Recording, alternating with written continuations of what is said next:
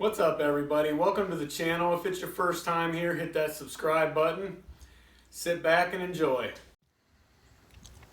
Okay, here we have the 2012 Ford F-150, the 5-liter engine in it. The water pump was recently replaced. Right now I still have fluid leaking from that Y right there. I have the hose off here, and what causes that is there's an O-ring. It's actually right underneath that white nylon part, and it is flat right now, so I'm going to take that out and replace it here.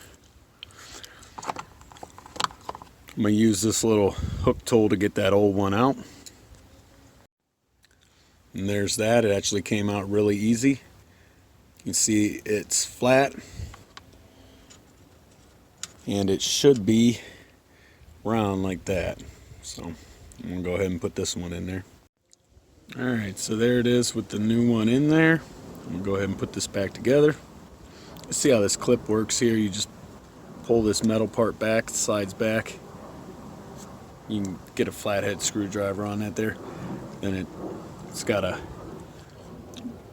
groove right there that pin slides into when you slide it together. And there, that's all back together. Then all you have to do to get to this is take that clamp off your air filter, and then that one off of the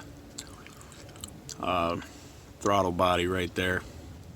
Just slide that out of the way. You don't have to take all these hoses off and stuff. You can just lift this out of the way a little bit and get to it.